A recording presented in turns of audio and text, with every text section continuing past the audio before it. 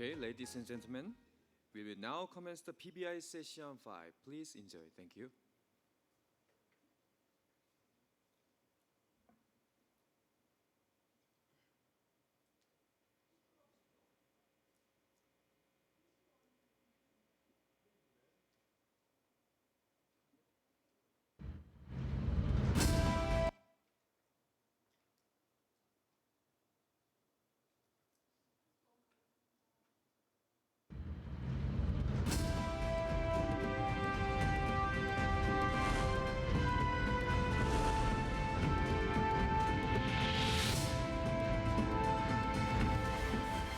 Public Broadcasters International Seoul 2018.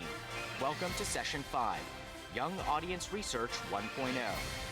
This survey has been conducted to find out how public service media are approaching young audiences whose tastes and preferences in content consumption are fast changing and shying away from traditional media. Through the survey, we attempt to locate ourselves in the current map of media use by young audiences and come up with future strategies. 15 members: ABC, BBC, BBS, CBC, KBS, MNB, NHK, PBS, PTS, RAI, ROR, RTBF, RTP, TDM, and TV Cultura contributed to the survey. This is also the first step of efforts to build up an archive of knowledge that can be shared by PBI members. Mr. Im Byung-gul, Executive Managing Director of Future Business of KBS, will present the survey's outcomes. Then Ms. Lo Song-man, Director and member of the Executive Committee of TDM, Mr. Javad Motagi, Secretary General of Asia Pacific Broadcasting Union, and Sean Poulter, Executive Director of Strategy and Public Affairs of CBC Radio Canada, will join him for a panel discussion moderated by Ms. Renata Shimakukuro, Communication and Digital Manager of TV Cultura. Presenting the keynote presentation of Session 5 is Mr. Im Byung-gul, Executive Managing Director of KBS. Mr. Im Byung-gul.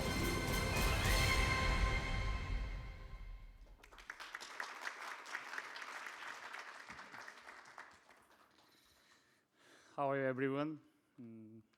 I'm Lim, Executive Managing Director of KBS Future Business. Future business mainly means the content and platform strategy. For example, planning and programming, even marketing of KBS in domestic and overseas. But I think this is not the future business. This is an imminent present business. It is my honor to get an opportunity to present to you concerning platform and content strategy of public broadcasting for the young audience. The trend that young audience moved from TV to mobile and digital devices is a worldwide phenomenon. In other words, the context of media consumption has been changed. So how can public service media tackle such a trend? It became our common interest. For example, Korea, mobile phone takes over TV as primary device since 2015. Especially in case of teenagers and 20s, as you see the picture, the left shy away from TV rapidly. In case of teenagers, 50% answered mobile phone as a primary device in 2017. Maybe this rate getting higher and higher this year. So let me explain the research process. First, we analyzed the pattern of young audience behavior. Next, we asked two PSM members through email about two subjects. The one is the contents production and distribution strategy of PSM only for the young audience, such as news, current affairs, entertainment, drama, and so on. The other is the platform operation strategy for young audience. As you saw the introducing video clip, 15 PSM members answered kindly. Thank you for your cooperation. Next, we practiced several expert interviews about media environment change and PSM strategy. Finally, we made a report and suggest the media strategy for public service media on the basis of our research result. What are the characteristics of young audience in media use? First, they use mobile only. As you see, this children, infant baby. I think this is not an exaggerated photo. People are living with mobile phone from the cradle to the grave.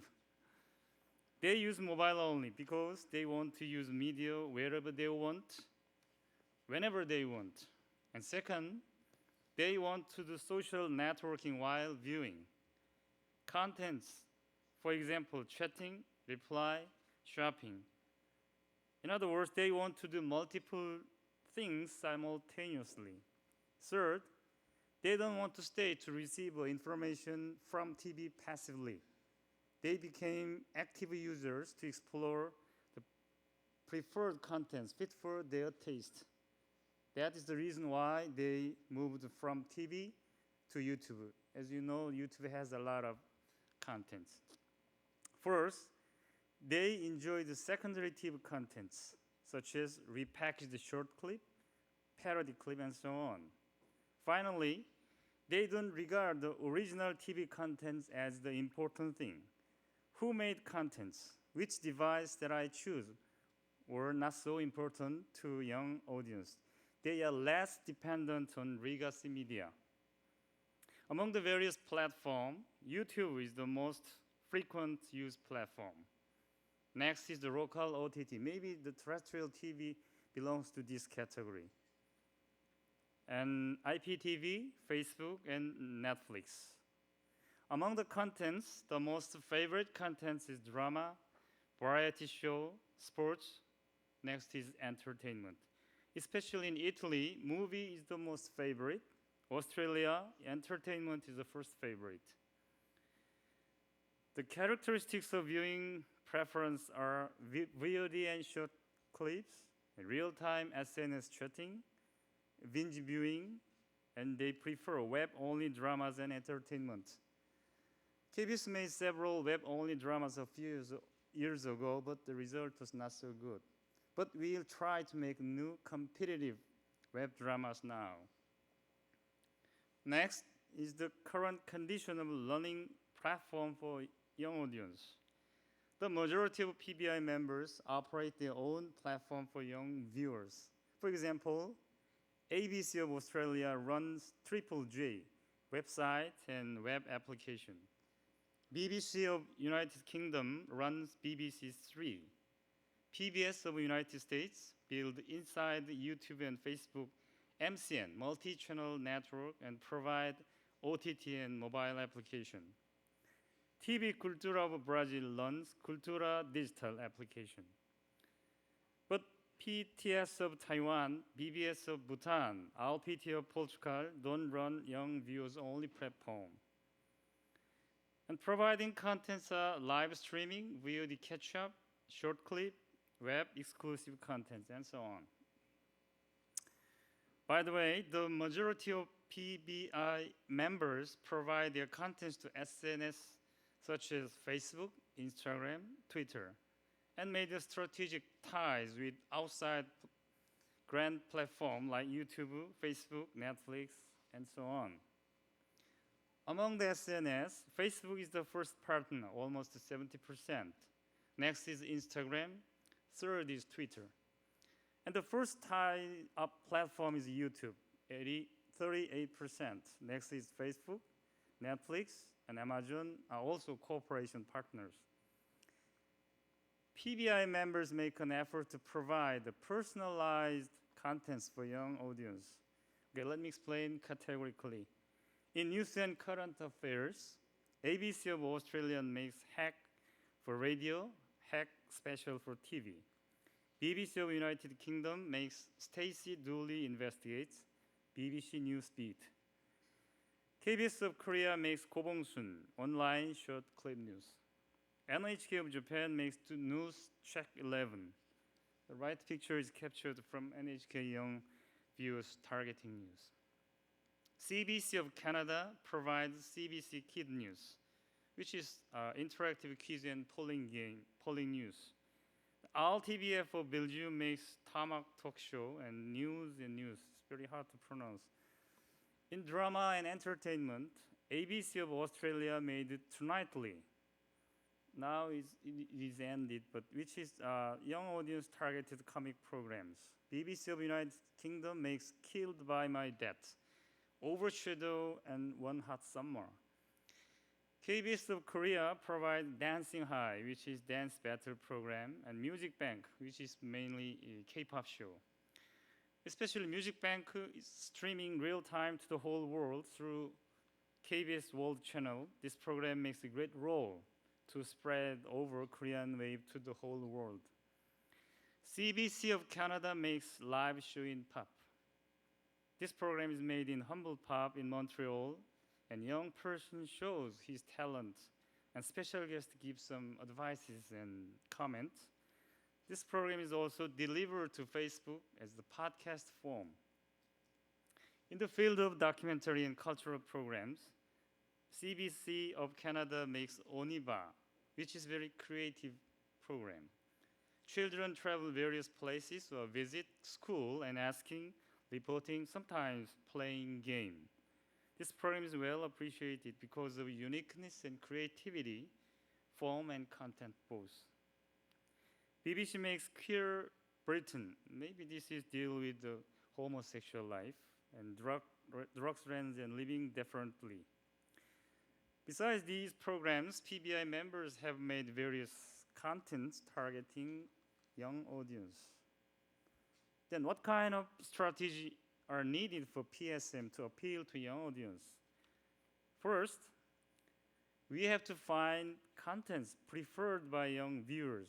For example, makeup program, cooking, house decoration, or comfortable healing contents. As you know, every young man viewers in the world are facing hard competition and they really want to take a rest and relax. The second, we should customize contents for young audience taste. We have to repackage the contents various type, fitting for various platform and SNS. Third, choose the young audience's favorite platform. Ownership of platform is not so important. The important thing is content. Therefore, we need to build multiple partnerships with platforms as for the audience convenience. And we should continue to evaluate the platform's effectiveness. Of course, financial support and outstanding manpower should be supported. Frankly, as for KBS, we have really serious financial crisis. About 5 years ago, the total income of the commercial advertisement on terrestrial TV was about $650 million. But it has been diminished rapidly. Last year, the total income of advertisement in TV about $360 million. In 5 years, the 40% diminished. I think next year this trend will be continued. Next is the content strategy by genre. In news and current affairs, I think news is an attractive subject permanently. So find out interesting subject, simple story, and making system able to communicate interactively. They dislike the one-way communication. In drama, makes the strong, vital contents. Action, fantasy, horror are their favorite genre. As far as it is a good contents, they watch it, irrespective of platform. In documentary and cultural programs, young audience like knowledge and information-oriented programs. I think it's a prejudice that the young generation pursue only funny clips and makes the content which reflects their reality in order to feel sympathy. In Korea, the job-seeking program or the success story to get a job is very attractive among the young audience. In entertainment, there is a trend that private broadcasting creators substitute TV entertainment. Therefore, PBI adapt themselves from MCN's innovative style and make more creative and experimental contents for online. Okay, let me give you a conclusion. I think some PBI members have already done. First, we should understand who are the young audience and what they really want. So data analysis, surveys, audience reports, so on is needed. And we should strengthen the direct communication with them through idea contests, committee activities, or making them participate the program actually. Next, the understanding should be implemented into actions, such as production, programming, platform planning. The important thing is not the idea, but the implementation. I think everybody, including you, know and love Korean K-pop star BTS. They are the heroes in Korea to spread Korean wave over the world. Then what is the engine for the success of BTS? I think the KBS weekly entertainment program, Music Bank, lies in the bottom of the Korean wave and support it from the root. Let's take a look at shortly. You know that I'm greedy for that. Why you give me feelings never felt before? I'm making it obvious by knocking at your door. I know that I'm coming tonight. You know I'm coming tonight. Don't want to deny it anymore. Been in the state of mind. Been in the state of mind. Been in the state of mind.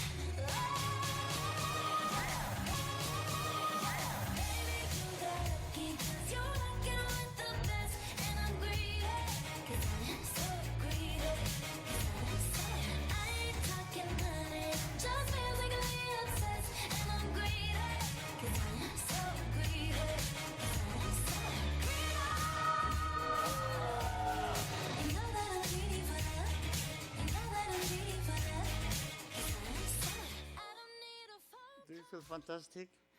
It's very funny, but unfortunately, the viewing rate is lower than expected. Okay, that's all right. Prepare, and thank you for your kind attention.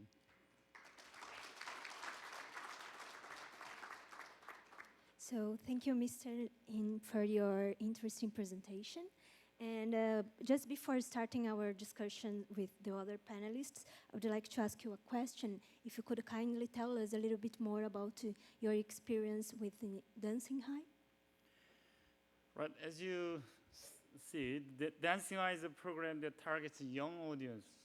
So hip hop and b-boying are not good subjects for public broadcast that target older audiences. This is a challenge to be young. Dancing High is a dance battle program which is aired every Friday night, 11 o'clock. This is very interesting and drew attention between young viewers in Korea. But the average viewing rate, as I explained before, is not so high. It is approximately 3%. Until now, the viewing rate is confined to the terrestrial TV. So that viewing rate cannot reflect the current viewing patterns change, as I explained before. Until now, the viewing rate is confined to the terrestrial TV. So the target audience of Dancing High are teenagers and 20s. As I mentioned, they don't stay in front of TV. They don't watch TV at real time. They are watching Dancing High through various platforms such as YouTube, Facebook, Instagram, or VOD catch-up, local OTT, cable channel, mobile application, and so on. So we adapted our own viewing rate measuring system, Pbi index. Pbi consists of a total viewer rating and topicality. The total number of viewers is the sum of the broadcast, rebroadcasting, and IPTV, and cable viewers. Topicality index is a combination of video, news, SNS, and community index. So Dancing High can be said to be a failure when it comes to existing older viewers, but it can be evaluated as a successful work in terms of capturing new young viewers. I think so. So thank you very much, Mr. In. Thank you.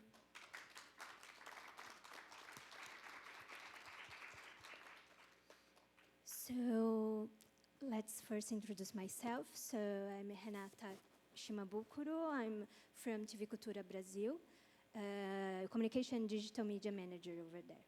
So I'm here to moderate this panel, this session. And firstly, I would like to say that it's been a pleasure to be here in Seoul.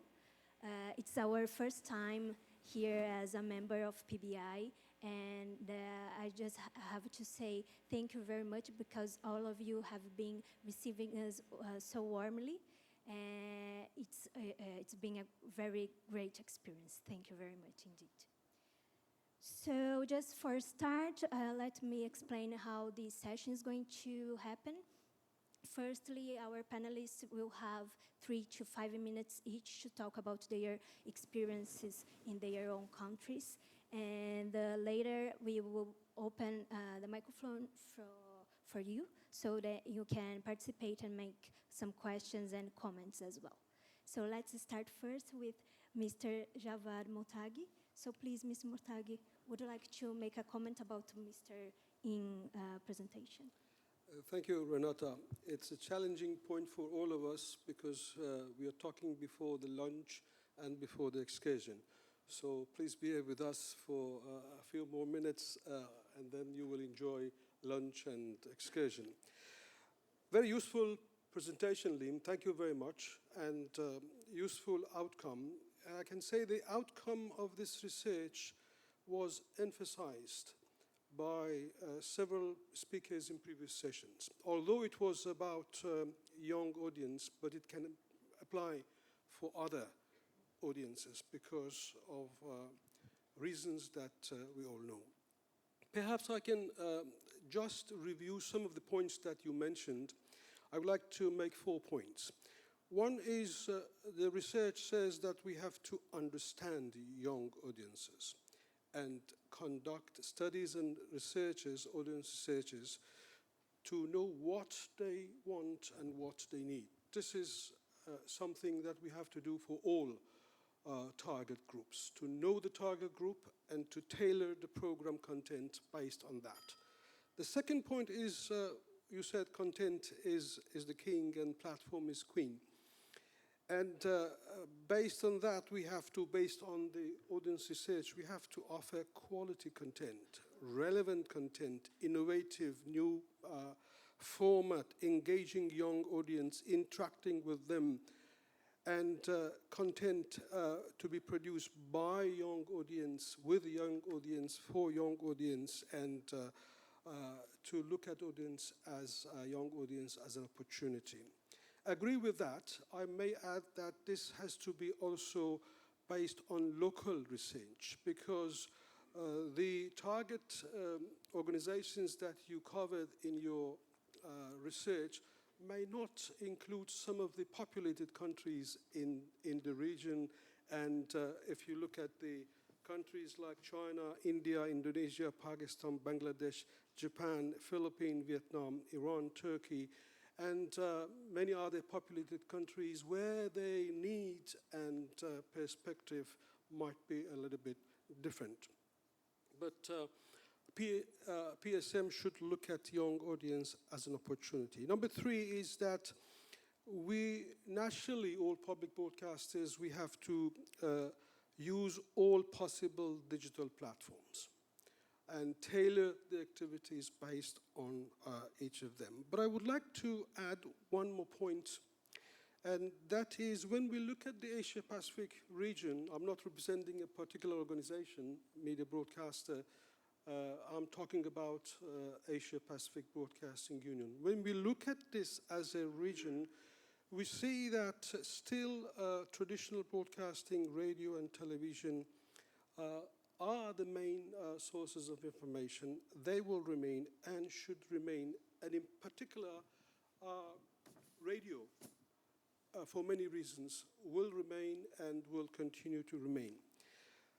Asia alone comprises more than 60% of the world's entire population, with the highest population growth rate, estimated in 2030 to reach close to 5 billion. And Oceania adds 42 million to that number. So if you look at the region in terms of youth representations, the average age of population in the Asia-Pacific region is just under 30 years of age and is falling. If you take China out of this calculation, where the average age is 37, the rest of populated countries I mentioned would come under 25 years or below that.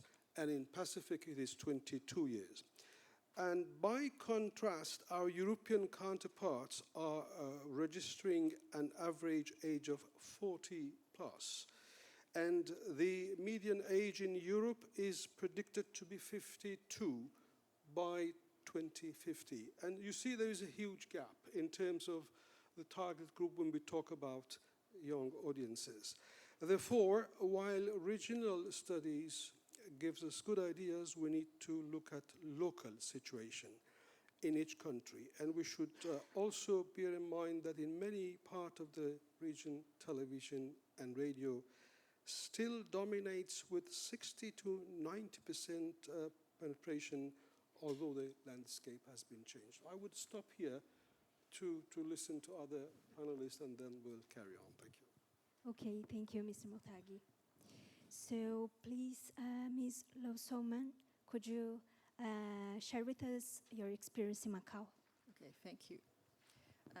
The survey report just now by Mr. Lam is very instructive. The public service media, not only KBS, TDM Macau, also the PSM, facing the issue of attracting young people and how to provide programs that are popular among young people. At the same time, we also face competition from social media. We must provide more diverse programs to attract young viewers. These questions seem to be very ambiguous, but they are also very particular and very specific. That is how TV attracts young people. Young people are the main force in making TV program,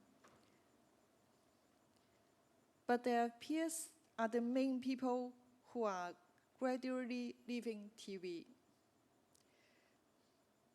TDM conducted a survey on ratings last year.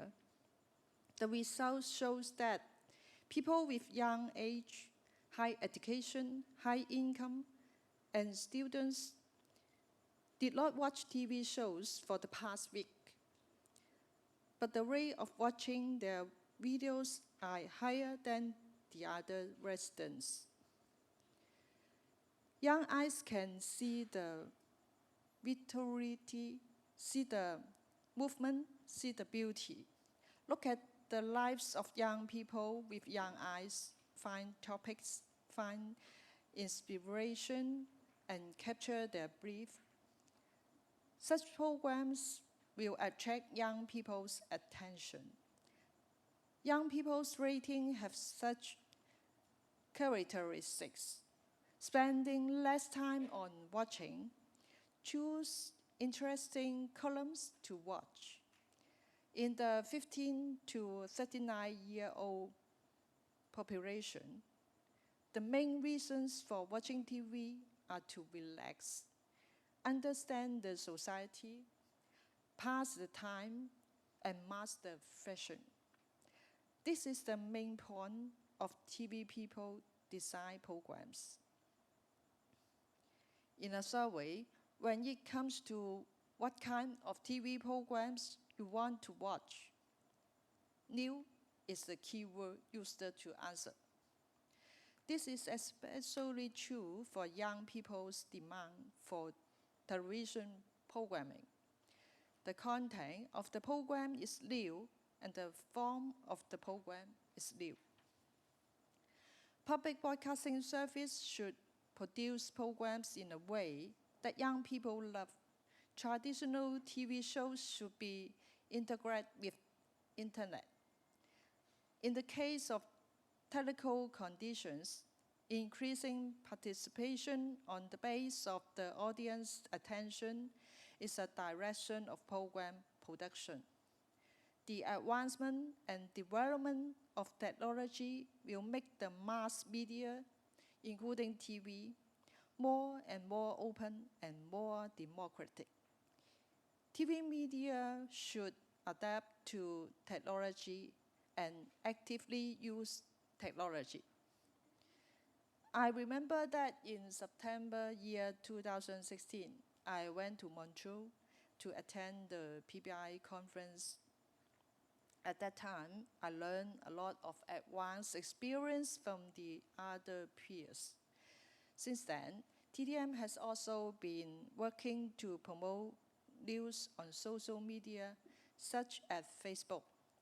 We use the Chinese Cantonese, because Cantonese is a small language in China. And we have set up a news page on Facebook, update news daily, and provide young people with instant and diverse information to attract them to follow our news page. Our website has been improving over the past 2 years, and we have live news and instant updates. Up to now, we have more than around 50,000 followers on our news page on Facebook. Just 2 days ago,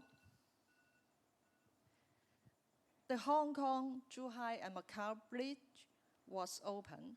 The traffic map in the area has changed a lot.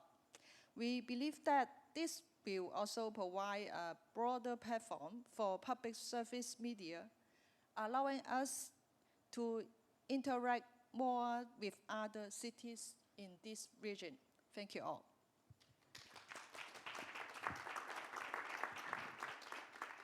Thank you, Ms. Low.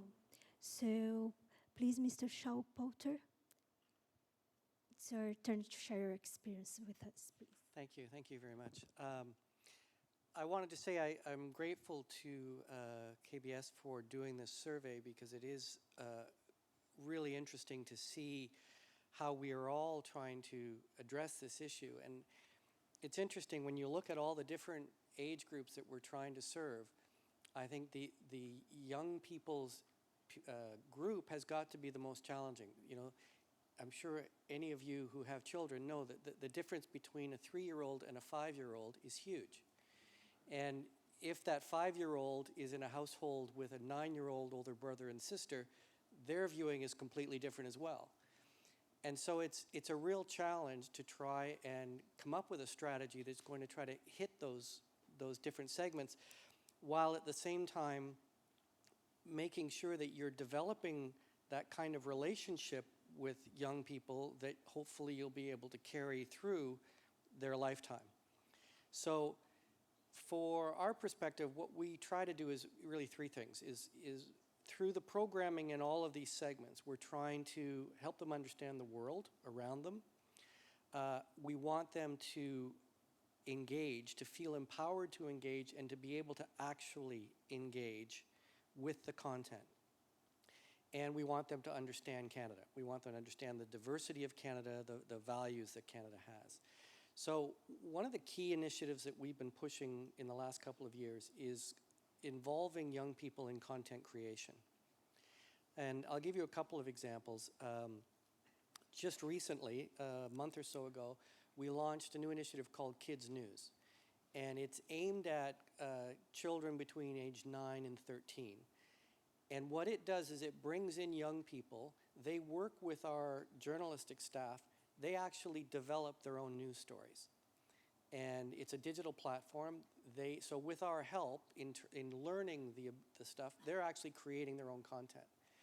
And we find that particularly with young people, is an important element. It speaks to the authenticity of the content, and it speaks to their ability to actually create content rather than just watching it or commenting on it. The other thing that we started doing is we've started publishing material on Snapchat Discover, and this just started for us a couple of months ago. That's aimed at more sort of 15 years old and older, but it is an important way for us to get across news content to young people who are consuming content. And if you've ever seen Snapchat Discover, it's panes of information that you can swipe through. So it's very video heavy, very image heavy, but it's an important way for us to get across news issues. We're using it to actually promote media literacy, and that can be very effective. And then we've got something that we've on the French side that's called RAD, that Radio Canada is doing. And it's really aimed at sort of 18 to 25-year-olds. And they are essentially, it's a experimental program that we've got where we've brought in about 15 to 20 young people and created this unit, and they're actually going out and designing their own projects. And what we're getting back, and it's remarkable, is a level of interest in the things that are of particular interest to them. We had one young man his mother was dying from a terminal disease, and she had decided that rather than wait until she died, that she was going to take her own life. And that had become a big issue in Canada because the government had recently given the right for people who were terminal to take their own lives. So what he did was he decided to do a story basically interviewing himself and his mother over the last several days of her life. We gave him guidance only in terms of sort of structure and elements to consider, but it was his story. And he posted it on RAD through our websites and on YouTube, and the engagement among young people his age was incredible. It's unlike anything else we've ever been able to do. And I think it was because he was talking about an issue in a way that really spoke to young people that age, and he was the one doing it. We weren't trying to do it for him. So I think that authenticity has got to be a key thing that we consider. And then the final thing, and you know, it was great that you did this research. We've been finding that we just don't have enough research about what young people are actually doing, particularly because it changes so quickly. So one of the things we're going to be doing in January is we're launching a new survey into the field. It's going to be 1,500 households, half English, half French. We're aiming to capture 3,000 children between 2 and 17 years old. And it's going to be a really comprehensive breakdown of exactly what content on what platforms at what time they're using and how they're engaging not only on their own, but engaging with their families. So we look forward to the results of that. Thank you. Sounds nice. Okay, thank you. So just before to open for comments and questions, I just would like to share with you our experience in Brazil. So Brazil has the 4th biggest number of internet users in the world, just behind China, India, and United States. And it's about 149 million users, more than 71% of our population. And from this number, 50% are less than 30 years old. So for us, it's also a big issue to be prepared and to start to create new strategies in order to keep this audience together with our public service. And right now, what we have been doing so far, besides trying to engage them through social networks and also creating specific content for different platforms, we have been create some strong partnerships with YouTube and Twitter. They are helping us not about the content, because the content we have the independence to produce and create the things that we believe, but they can provide us the expertise that sometimes we don't have in-house, providing technology and also helping us to promote our content and give more a visible window for what we have produced and done so far.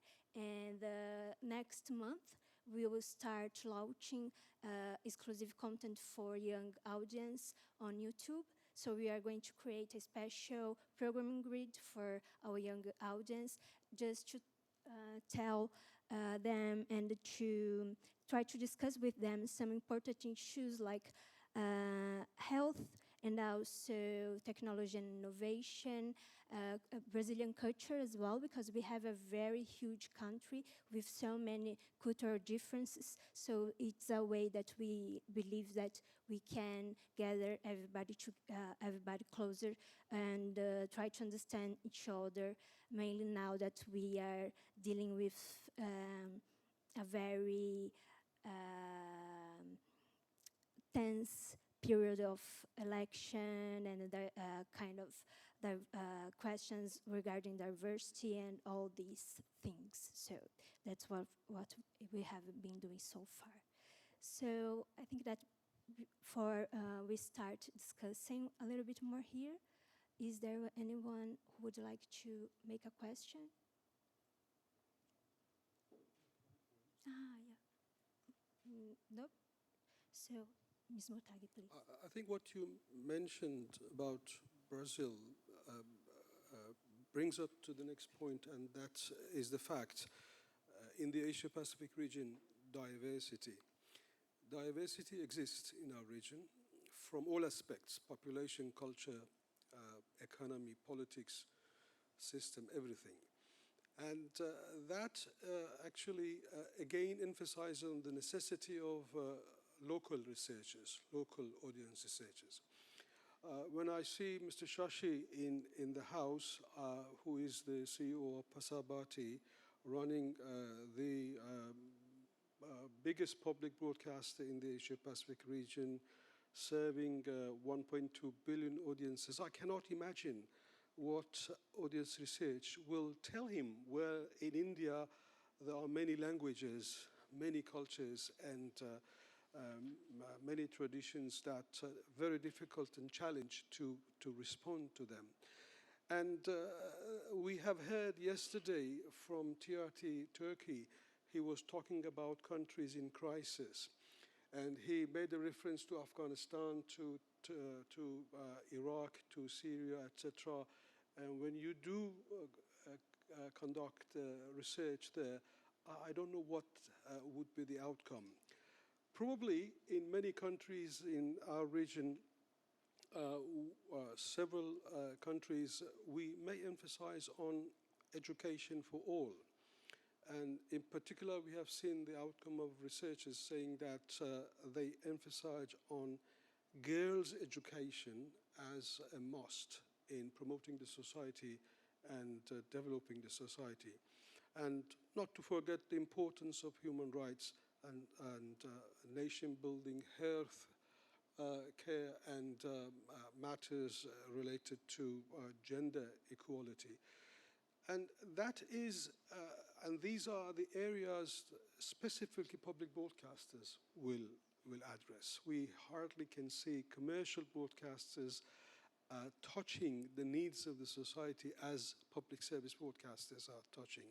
And that actually brings me to the point that everybody mentioned here today and yesterday, the trust that public media, people have in public media, and the trust is based on accountability, transparency, and the service that public service media offers to the audience, and in the fact that they are the voice of the public.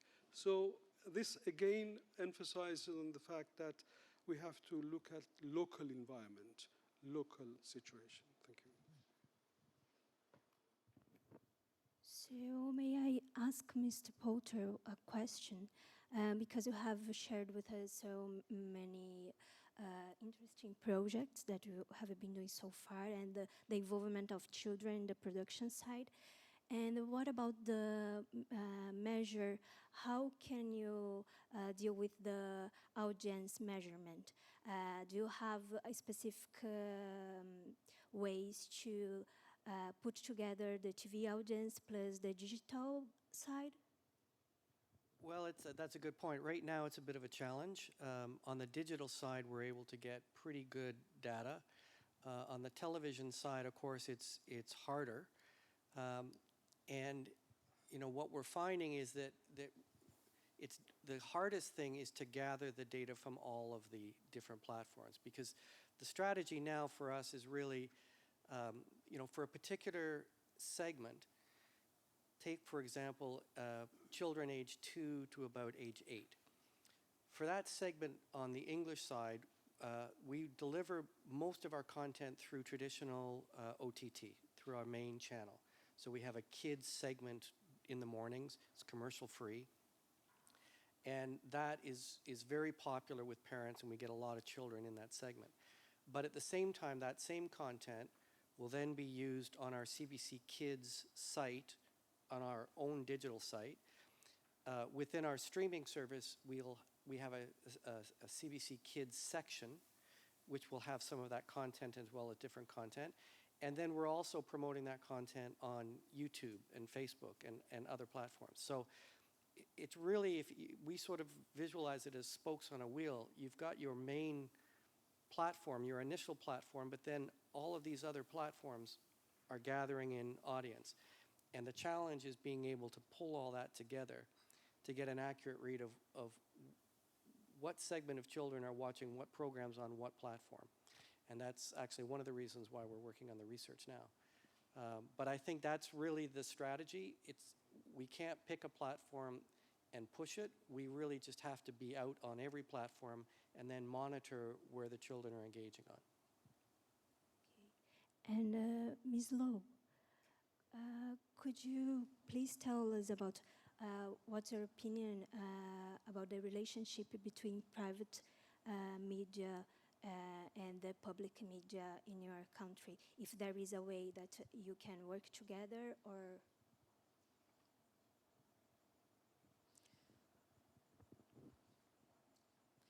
Thank you. When creating and delivering programs for young people, we should consider the need for new information and strive to provide fresh and fast and accurate information.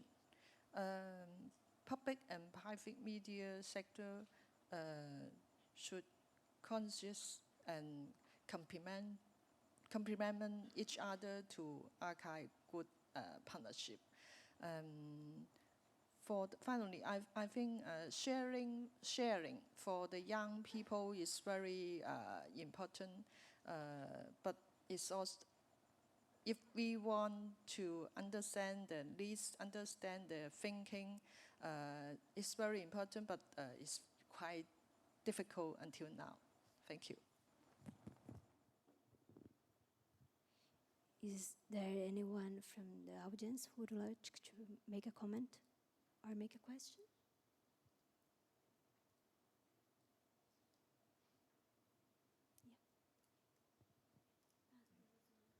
Yeah. Person over there.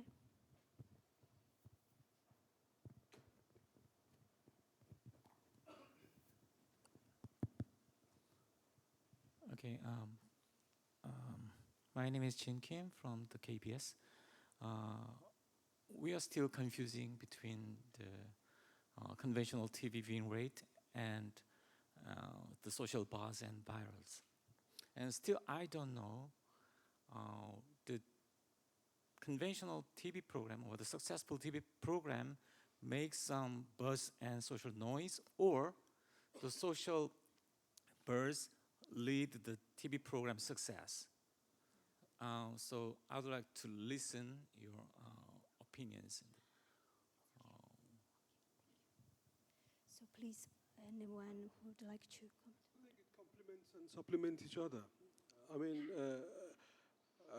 we public broadcasters should use both traditional medium as well as social media. There's no confusion. It supplements and complements each other. It has its own taste, it has its own target group, it in a way has its own tailor-made program format, but all aims to certain similar goals, I guess. There was one thing that I would say to that is what we find is that, I mean, obviously you need the good content, but particularly with young people, it's the sharing that actually makes it popular. And in the programs that we found really resonate, the things that we did on RAD, there is no promotion that we do at all for any of that content. But when they're attracting 2 million, 3 million, 4 million views, that's young people sharing it with each other. And they're sharing it directly with each other as well as through their Facebook and other apps. So I do think there is a difference among young people in that they are less susceptible to our ability to push stuff in front of them and far more relying on their friends to share material with them. I think that there was somebody else who raised their hand. Yeah. There is one person over there. In Korea, people say the kids and teenagers, they log on to YouTube whenever they want to watch videos or when they want to get some information. So maybe YouTube would be the only media contact for the kids or teenagers. So my question is that we know that we need to do something to draw the attentions of kids or teenagers. So my question is, do you have like special division or special staff members to make kids or teenagers get involved with program production?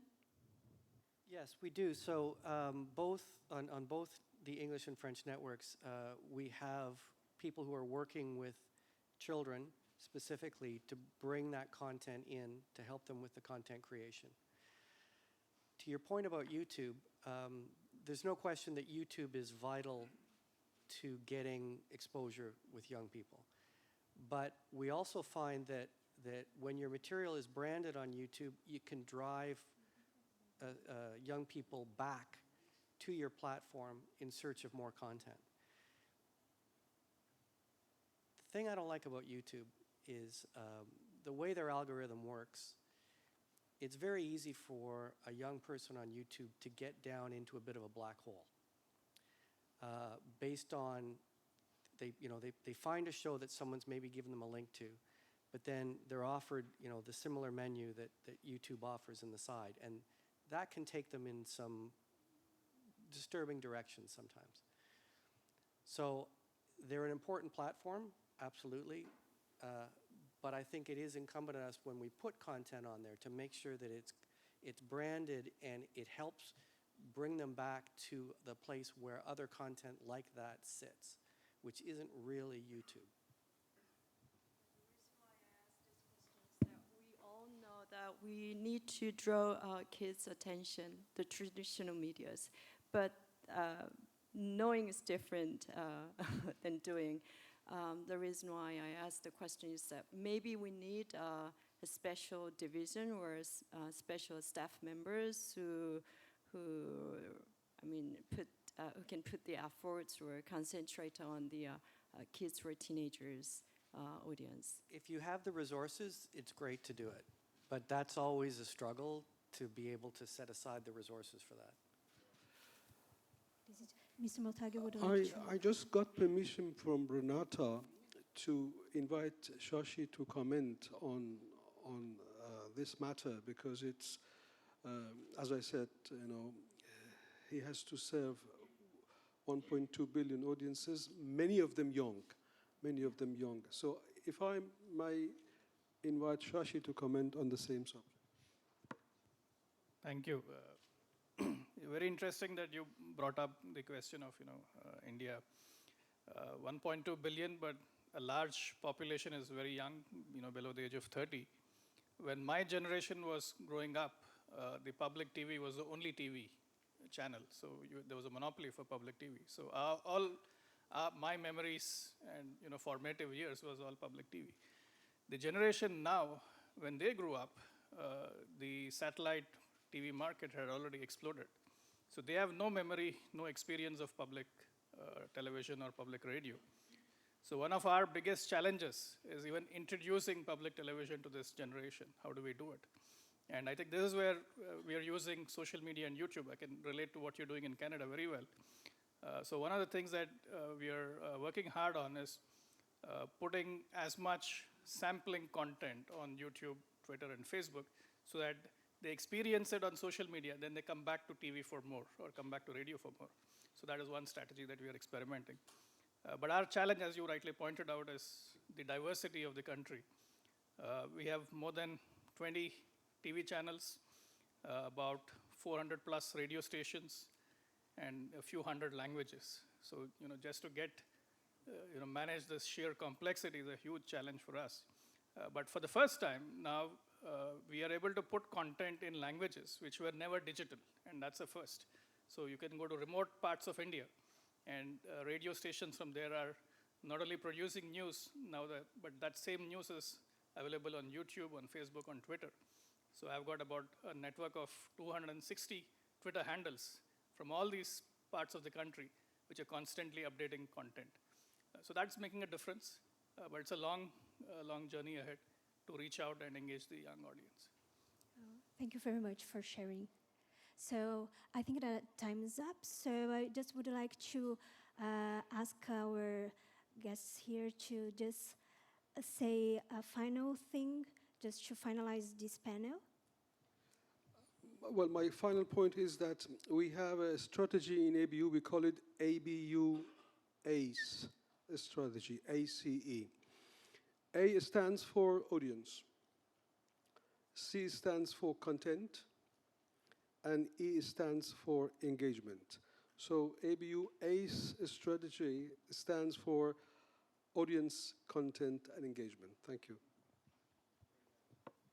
Ms. Lo? As a public media, we should look to the future and advance, change, and meet new challenge.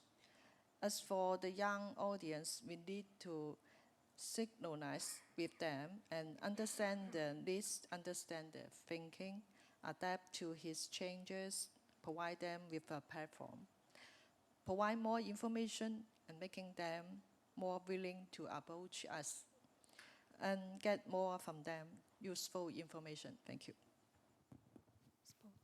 The one thing that I would leave you with, I suppose, is that while we're trying so hard to reach young audiences, that not to forget that as public broadcasters, one of the things we're also trying to do is connect young audiences with older audiences, with their families. There are very few places now where families can get together and watch something together and actually feel that connection, to be able to talk about a show together. So some of the programs that we do now, and Anne with an E, which we co-produced with Netflix, is one of them.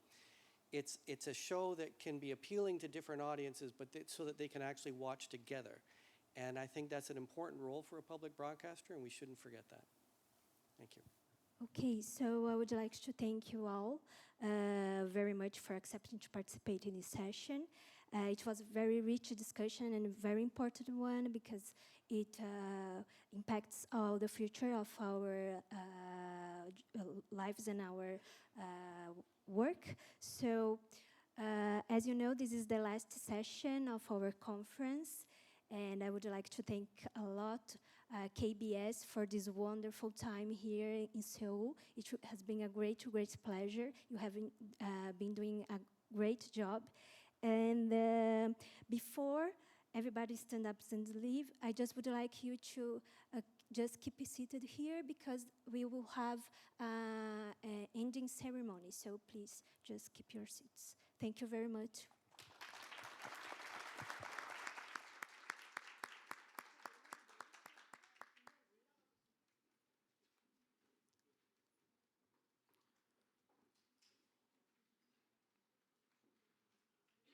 Okay, thank you, Ms. Renata Shimabukuro.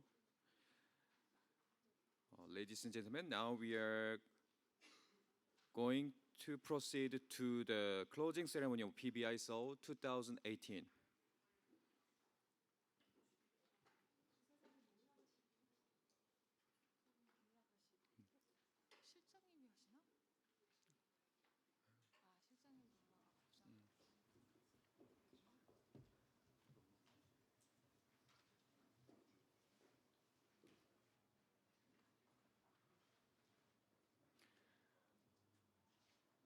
Okay, first, on behalf of the host broadcaster KBS, Executive Vice President Jung Pil-mo will give the closing remarks. Please welcome Mr. Jung Pil-mo.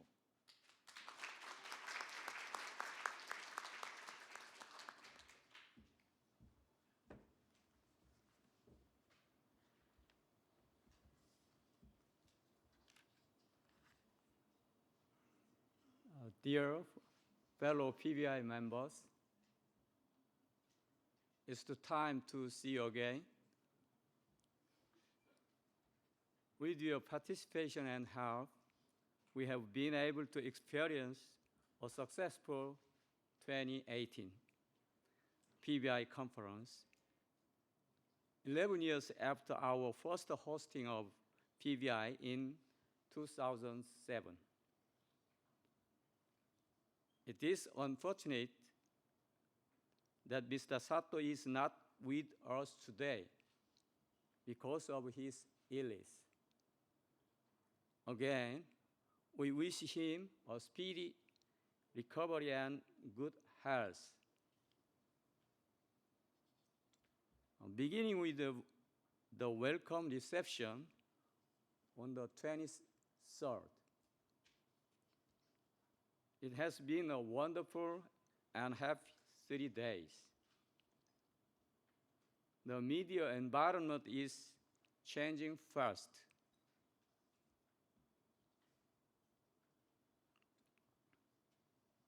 And we are facing challenges tougher than ever before. It was timely and appropriate that we gathered here to seek solutions for continuing growth of public service media. I hope that what we have discussed here will contribute to redefining our role as the medium of choice for our audiences. In the afternoon, you will visit the demilitarized zone. I hope it can be an opportunity to understand the only country in the world still divided. Our trustworthy colleague, Finland YLE, will be the host for next year's conference. I hope we can meet again in Finland. I wish you a safe journey back home. Thank you so much.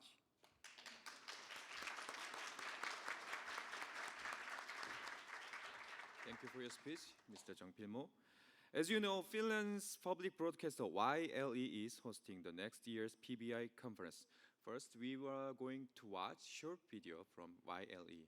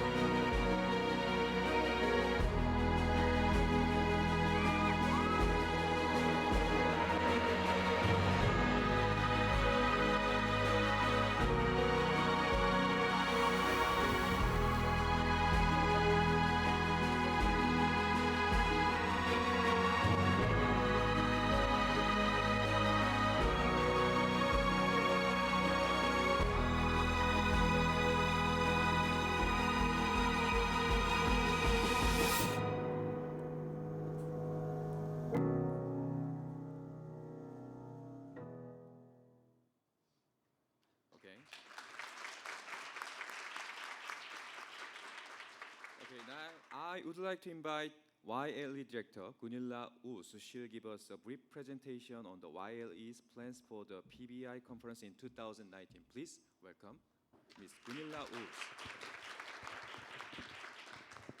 Thank you, dear friends and colleagues. It has been an honor for me to be here with you in South Korea and in Seoul. And this forum, Public Broadcasters International, is in many ways very unique. And it's indispensable for us to meet regularly and exchange experiences. I also would like to thank KBS for a really inspiring event and an overwhelming program. This will be very hard for us to beat you, but we will try to do our best. Big issues are in the headlines around the world. Political crisis, climate change, false news, and very fast changing technology with robots and artificial intelligence, and all this affects us. New technology will change our daily lives as much as electricity did it in its time. We in the media business are right in the middle of this changing world. And as public service media and decision makers, we know that the role public service media plays in a changing society is immensely important. And we have to take our role in the public space, as was said here before. There is still a great need for trustworthy, independent media. In the end, it is in the interest of the people in our societies. And we have to constantly work out how to make us indispensable, also for the coming generations. We need to cooperate more, and we need to build relations and to have good friends supporting us in our societies. All in all, we have more in common than we always realize.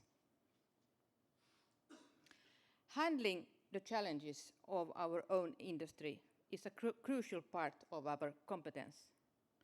PBI provides a forum where we can discuss the future from a truly wide perspective and get tools for tackling the changes. A year ago, YLE expressed its interest in hosting PBI in 2019. And currently, we are preparing us for taking over the organization and organizing the next year's event. I'm really happy about this, and hosting this event is a great honor for us. And I'm convinced that we together can encourage each other to fully play out the role we have. Next autumn, we will meet in Finland, the country which was once known as the country of Nokia phones.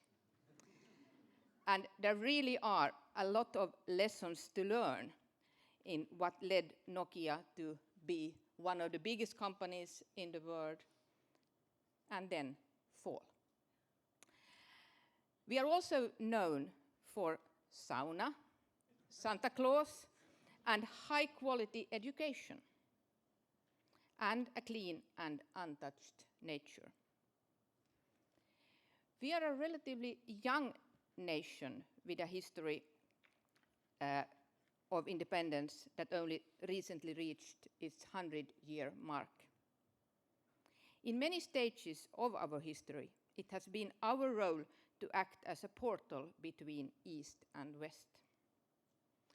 Forests, lakes, snowy landscape, and the archipelago sea are familiar images of Finland known from documentaries and nature programs.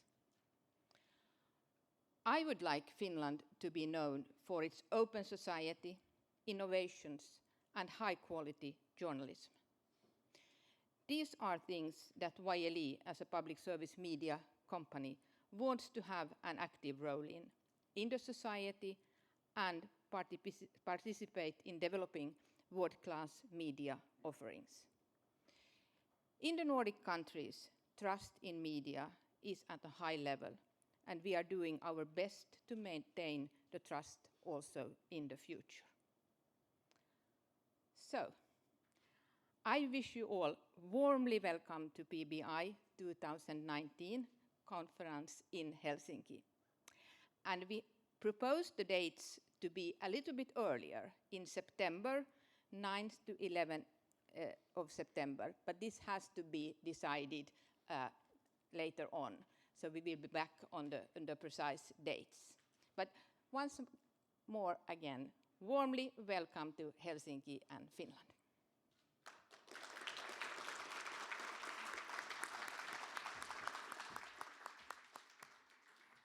Thank you, Ms. Gunilla Uus. Now we are going to take group photos together. So please move forward to the podium. Everyone, yes? Yeah. Audio.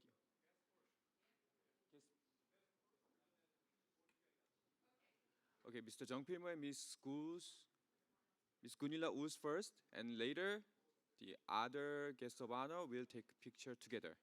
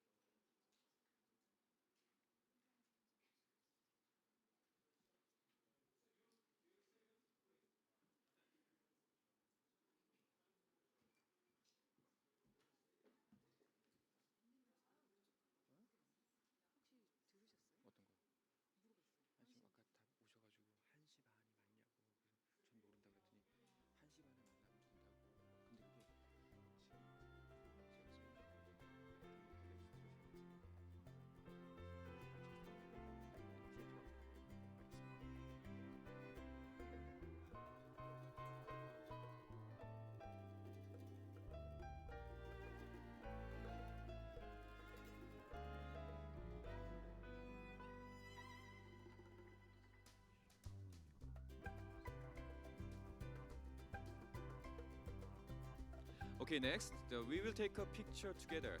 All the guests for the PBI, yes, please come up to the stairs.